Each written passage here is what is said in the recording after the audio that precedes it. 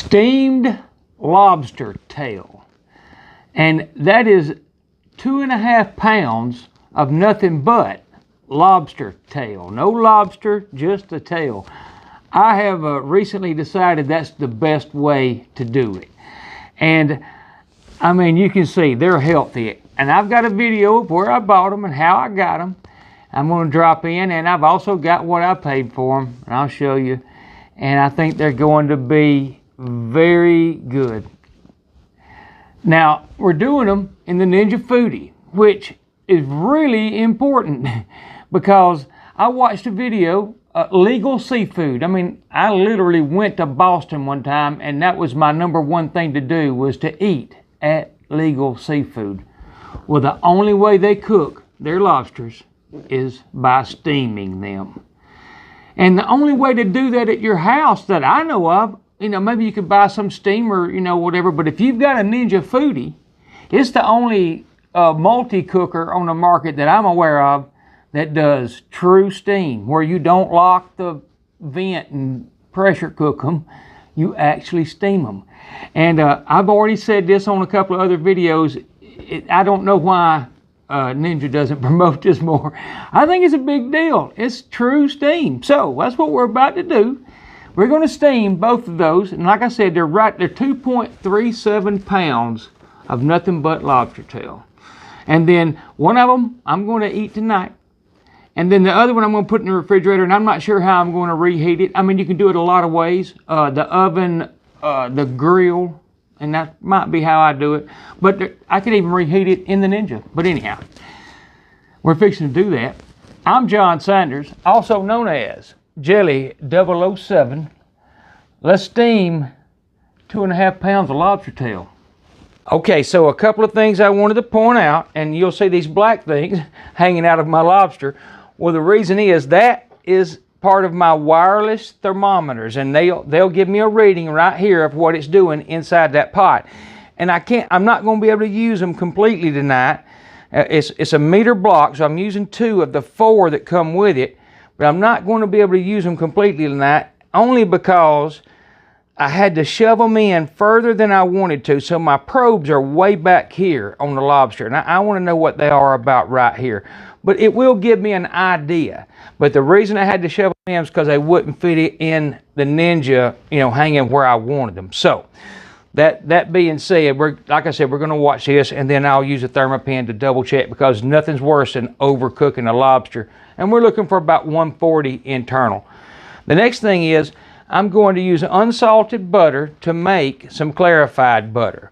Now, the thing about clarified butter is it's really useful in a lot of ways, from cooking steaks to dipping lobster in, a lot of things. But all I'm going to do is make clarified. I'm not even going to put this lemon juice in it, because, I mean, I will before I start dipping my lobster in it, but when I'm making it, once I get it, my version of it done, I'm going to put it in here and freeze it, and you can pop out these pieces and use cooking steaks or making sauces or a lot of things. And if you research, or if you look on YouTube, you'll see plenty of videos about how to make clarified butter that'll be a lot better than what I'm going to do tonight. In fact, I'm not even going to try and show that part. I'm going to do it, but it's worth looking into is what I'm getting at, and that's why this is out. That's all I'm getting at. So I'm also using 1 3/4 cups of water. Well, that's because I'm not pressure cooking. You know, normally people put a cup of water in, or whatever, half a cup sometimes. Well, when you're steaming, again, I've said it before, but you don't lock the lid. You leave it vented, so it's blowing moisture out. So you want to make sure you don't run out of water. And that's why I'm putting more water than normal in. And again, the Ninja is the only thing I know of on the market that does it. And you'll see what I mean in a minute. You don't lock the lid. It's just steam. It's just steam. It's not pressure cooking. If you ask me, you don't pressure cook lobsters. You steam them. And like I said, that's what legal seafood does. So that's good enough for me. And y'all hang on. I'll be right back and get some of this started. Okay, so I've got my clarified butter started. And I wanted to show, here's what I paid for those 2 lobsters, $61.57 at $26 a pound, which may sound like a lot, but I'll be honest with you, for that size lobster, it ain't. I mean, they're a spiny type lobster from what I've understood. They're a product of Brazil. Nothing's wrong with these lobsters. I promise you, they're huge. You couldn't get them that size for years without hundreds of dollars. But anyhow, my point is, I'm going to drop a video in of where I found them, and I'll show you another one they had. I just didn't buy it. I mean, it was huge, but you'll see it on the video. I'm going to get to making my clarified butter, but anyhow, I'm fixing to drop that video in and show you where I got them at. Okay, so right here is where I found them, in the freezer seafood section right beside the Alaskan king crab, and there they are. And I'm going to pick out 2 of these. I was going to get this large one, but I'm afraid it won't fit in the Ninja. So I'm going to pick out one of these that's got 2 in a package. That way I can do 2 tries in case I mess up, and I'll have 2 lobster. But they're hard to find this size. Again, you look right here, that's 2 1/4 pounds. And they're $25.98 a pound, but I don't care. That's hard to find. And that's a whole meal right there for 2 people. Anyhow, now you know. Okay, so I am going to show this just a little bit. There's what I skimmed off the top, and I got the butter to about 200 degrees or so and let it melt. And then I skimmed that. I used this spoon, an Instapot spoon, I think, and skimmed that off the top. And it's common sense. You'll see it foaming on the top. And if you look, it's already settling. I don't know if you can see that or not, but there's a white layer at the bottom, and that's some of the milk solids that settle at the bottom. And in just a little bit, I'm going to pour that into my containers. And again, there's probably better methods on YouTube to go by and do it properly, absolute properly. I'm just kind of get a lot of the milk fats out. I'm not trying to make a professional quality. But anyhow, we're fixing to start those lobsters, so hang on. They're in there just like that. We're going to put the lid on, lock it, and then I'm using the deluxe model, but you can use any version I've ever seen of Ninja Foodies. They all have the steam feature, which is right here. But the main thing is, and I've said it 15 times, make sure your lid is set to vent, not seal. So we're going to come around here to steam. I'm going to say, we're going to set the time to, because we're watching temp, we can just go ahead and go 20 minutes. I mean, it doesn't matter, because I'm going to watch that. Anyhow, the water's in, everything's ready, the lobsters are in, it's set to vent, we are off and running. And I'll show you what I mean by steam in a minute. It'll start counting. In other words, if you did this with an Instapot, it'll never start counting because it doesn't understand steam function with the vent open. So, anyhow, be back in a minute. Okay, so for the record, I've got steam happening. It reads boil, but that's because it's doing to the water, but the vent's open, as I said. And it took about 7 minutes for that to come up and start counting down. That's what the Instapot, or any that I've ever seen, I keep calling it out, any pressure cooker I've ever seen, will not start counting down with the vent open when you have it set to steam. In other words, the other ones are pressure cooking it. It might be low pressure, but it's pressure. You know what I mean? It's not steam. That's my point. I did want you to see this because it does this. This is the first time I've ever steamed in the Deluxe. But this is what it does in every one I've ever done. The pan does come up sometimes, but as you can see, it's still not under pressure. It's vented. So, that's my point. The pan comes up, but we're not under pressure because the vent is open. Okay, so I got me a big bucket of ice because I didn't want to worry about it fitting in whatever I had. So I'm going to put a little water in there because the one I'm not eating that is definitely going there. They may both go in there. But right now, the clarified butter, and I'm going to see if you see that white layer at the bottom, that is milk fat. Like I said, you watch the things on YouTube, they'll tell you. I'm going to, you know what I probably ought to do is make sure I got what I need, because I can reheat this if I need to. It's going to cool off putting it in this ramekin. But just got to be careful, all I'm doing. And I'm not going to need all of this silicone thing, but you see what I'm doing. So anyhow, now you know. And all I'm doing is I'm going to stop it before that white stuff on the bottom comes out. Common sense. Either way. In fact, I'll just let you watch it all because it's almost done. Oops, I lightly got a little bit, and that's all we're gonna get right there. I'd like to finish that one off, but there we go. So there is clarified butter. And here's what you end up with on the bottom of that. You saw what we had here. So I got to get back to watching these. We're at 131, so we're really close. So let me get that done. I'll be back. Okay, if you see, one of them has reached 140. So for right now, I'm just going, it's at 8 minutes. So that's 12 minutes cook time. I'm going to turn it off because I want that pressure, I want the heating element to go off so the pin will drop so I can open it and take a reading. And you can see it's going to climb either way. So I turned it off at 12 minutes. Be right back. Okay, so the pin just dropped. That took a few minutes, but I got 8 more degrees out of it. So I mean, that's what I'm saying. I'm gonna hold this up where y'all can see what I see when I open it. And you can see they look like really good lobster. So I gotta figure out a way to kind of get a reading on that with the Thermopen. I'm not sure how I'm gonna do that, but I'm doing it because I'm already at 151 on, I'm assuming the smaller one. I boneheadedly did not pay attention to which one was which. So it's gonna be tough with this. I may have to flip them over. I may have to take them out with some probes and get them from the bottom. I'll be right back. I'm gonna get some tongs. All right, we're gonna pick the small one up and see what it is and see if it needs to go straight into that ice.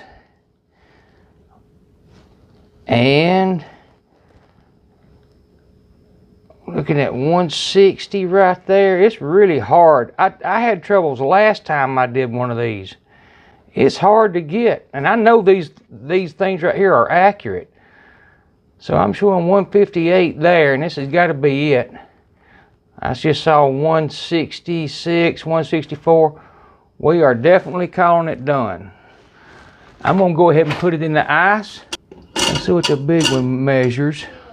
47. I'm about ready to trust this. This is what I'm gonna put on the grill tomorrow anyhow. So 136, and I did say there's 130. Well, that's perfect for the grill tomorrow. So I'm gonna lay it on this ice, and then that's the one I'm gonna grill. The other one is in there already. I'm gonna put some water on those. I'm gonna pull this one out. I'm not gonna put water on it, but I'm gonna put water where I can submerge that one and stop that cooking. But I'm gonna do that and I'll be right back. Okay, so for the large one, I let it sit just a minute on top of that ice and I had 140. The lowest I could get was 140. This one, the lowest I could get was 152. So I went ahead and iced it too. I don't have a problem with cold lobster. I had to take the those meters out because they're not good for submerge. You can't submerge them in water. So, but the Thermopen read for me. This is the one that will go on the grill tomorrow or whatever. But this is the one we're going to eat tonight right here. And I'm fixing to get some scissors and cut that shell off. We'll see what it looks like. Okay, so and right here, by the way, is all you do. You just take some kitchen shears and you just cut right down the center of the back. And then we're going to free it up a little bit. Now, if you were presenting it, there's a lot of different ways to do it, but I'm eating it and I just want to see how they do. This is the first time I've ever done this large of a shell. So I wanted to see, you know, so that's what we're doing. There's ways to make them prettier than I make. But there's nothing wrong with that right there. I mean, that looks excellent. And we're fixing to put it on a plate and eat it. So I'll do that. Let me get a plate ready. Okay, so I cut the shell off and I looked for the vein. But I'll be honest with you, these lobsters do not have a vein. I mean, it wasn't there. I didn't clean it out. It just wasn't there. So some of this butter right here. I'm gonna put a little lemon juice on that. I'm gonna cut it up a little bit. I'm gonna eat it. Be back. All right, there's what it looks like inside. And you can see that is pretty much perfectly done inside and out. And I think anybody at your house will love that. So I got a feeling I'm fixing to. So a football game, you tell me, on a tailgate especially. So anyhow, I'm fixing to cut it up, like I said, and put some butter on it and eat it. surprise, I decided to stick this in the video somehow so you can see exactly how I do it on my charcoal grill. And all I'm going to do to start off with, it's going to be surf and turf, and it's just me and baby doll. So that huge lobster would probably be enough, but I'm going to cook a prime USDA prime ribeye also. But as far as the lobster, which I'm going to be mainly paying attention to, the steak may be on the back burner. I'm going to cut this down the middle, like I did last night with the other one. If there's anything in there, I'll clean it out. And then here is the clarified butter that we made last night, and I did want to show it. It worked excellent, and it pops out, and I got to see if you can see it. I assume you can. Pops out like that from these egg bite. This is an egg bite tray, and I'll put those in a Ziploc bag. I even saved the one that I didn't finish last night. I couldn't see any problem with that, so I'm going to use it tonight and one of these because I'm going to be basting on the grill and dipping, so I don't want to need a little extra. And I will say, I had to add salt to that. The dip needed at least salt and maybe some lemon juice. You could put all kinds of herbs and stuff in it too. My point is, this is an easy, really easy, excellent, clarified butter is a great thing to have on hand, and when you learn how to use it, you'll see what I mean. All right, like I said, I'm gonna get this started. I'm gonna get that cut open. I'm gonna get it cut open so I can brush it. Gotta get the grill ready. And what else? I think that's it. I'll be back in just a second. Okay, so for pretty much what I've seen everyone else do, and I've tried, I didn't try it last night, but you just cut the shell right down the middle, and then you spread it open, and you kind of get your fingers under the meat, get it broke loose from the bottom, and you pull the meat out and leave it connected to the tail end, and then you set it back on top. Now that's where the artichoke would go. Anyhow, we're fixing to try it. I have certainly never done this, especially with this size of a lobster. So if it goes bad, that was the plan. And we're gonna cut right down through here and try and do it as neat as possible. In fact, I'm gonna slow down a little bit. This might take a minute. And plus last night, the one I cut open last night did not have the black digestive tract. We're going to see if this one does. Now the part right here that I'm a little leery of is opening this part to get that big lobster tail through this shell. And I'm not sure they always do it with this size of, I mean, this is huge. It's by far the biggest lobster I've ever dealt with. So I got it split right there, and so far so good. And now I got to come under here and kind of work it loose. And there's some cracking and crunching going on, and I may have messed up. Let's see. Well, I might have a little bit of damage there to the shell, but we're going to go with it no matter what, because it's a huge lobster tail.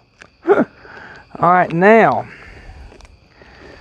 see if I can get this piece right here under there, and I'm going to make that right there work. But the principle to it is that while it's on the grill on this high heat, and I better slow down, is that the shell protects it from a lot of this direct heat. But that's the idea. I want to get that on the grill, and I'm going to be able to baste it, and it'll heat without burning. That's the intent. And I don't see any digestive tract here either. We're going to look. And I'm going to tell you, there's not, I really hate to move this, and I probably should do it with the camera, but I want you to see. So hold on. Right there, and I don't have a good light, but you can see there's no digestive tract on this type lobster. I don't know if that's common or not, but okay, so the lobster is on, and I've got it kind of gently over the heat right now, because I'm not gonna lie, I do not know exactly what to expect. I'm keeping my butter warm right here, and I'm going to be doing this, which is basting, which will make a little fire every once in a while.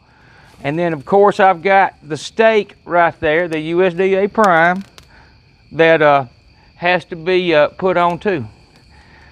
So right now, we're just gonna start at this real slow, and if you notice my thermopin's laying there, I'm gonna be checking it, but that's where we're at. I'll be back. Okay, so at exactly the 30-minute mark, on the top rack, over some fairly hot coals, we are 92, 93. The lowest number I'm gonna get is probably that. And that is what we are in the thickest part, 93 degrees. So I'm fixing to put the steak on, start it to searing. I'm gonna raise these grates, raise my fire up, my charcoal.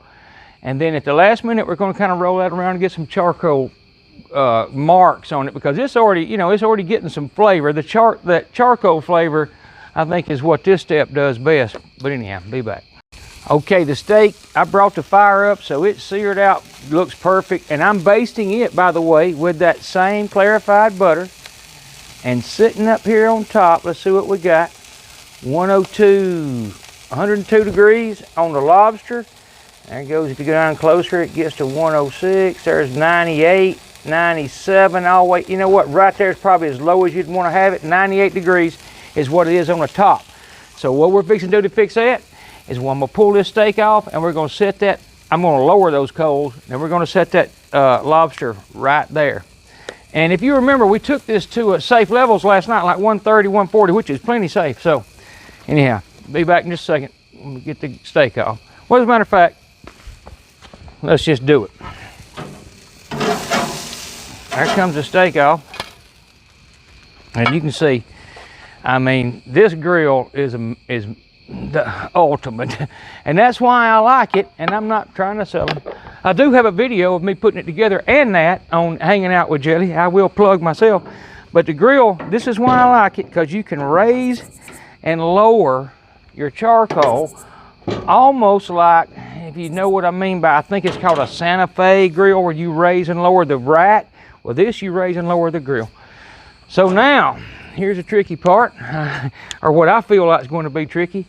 I'm going to set this, without getting in too big of a hurry, right here. And before it's over, I'm probably going to roll that around and try and get that some, I don't know about grill marks, but I've been basting it the whole time, just like I did that steak. So I'm just trying to raise that temp and get a little more charcoal flavor, and I may lay it on the side and see how it acts. So in a minute, we'll do that. Okay, so I'm going to say that's 30 seconds on that side, and I'm not going to do a lot more till I see how it's looking. I am going to brush it with some of the clarified butter,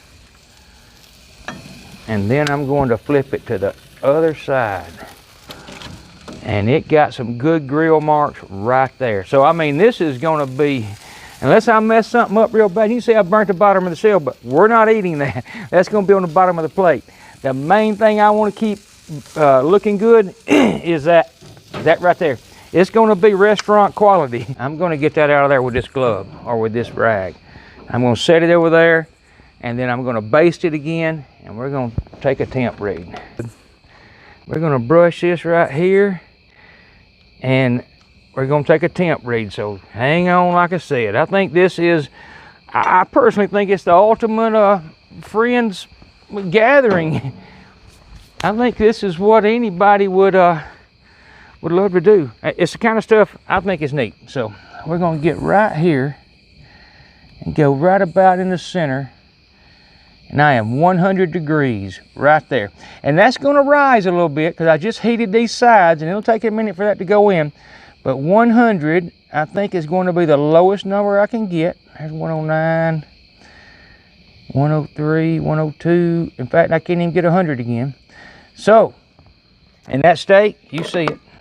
And I should have left it turned the way I had it, but I'm not going to overthink it. Anyhow, y'all hang on, we're gonna get that set up. Baby doll's supposed to eat this with me. Okay, so I just wanted to say, me and Baby doll discussed it, and we decided not to video us eating that meal. And I mean, there was a couple of reasons. One, I would have had to have mic'd her up, and it would have took a minute, and it was kind of getting cold. Take my word, it was, with no stretch of the imagination, the best meal I've ever cooked. It was the best meal I've ever had at this house. It was absolutely out of this world. The lobster was it's special. I mean, it really is. It was that good. And the steak was great too. But that lobster, it's something everybody ought to do every once in a while. I know it's not something you're going to do every weekend. We're certainly not. But it was that special. So anyhow, take my word, it was good. But I'm going to drop y'all back into the video the same way that I kind of came in, and it'll be where I left off last night, where I did eat the lobster straight out of the Ninja. And it was excellent, as you'll see in just a second. But that's where I'm fixing to put you, back where last night as I sit down to eat the other lobster. And I sign off and everything there. So thanks for watching, and here you go. Okay, so yeah, a little bit of trial and error, because I have never cooked lobster tail this big. So, but take my word, and I have not cheated. I'm fixing to take the first bite. I'm going to dip it in the clarified butter. That looks excellent, by the way, worked great. And no restaurant anywhere is going to top that for, what was it, $61 for two of them. There's the other one. I know you done seen it. I'm going to show it to you again. Like I said, a ball game, and you figured that's at $30 a person for that right there. And and that right there, which would be, like I said, $60.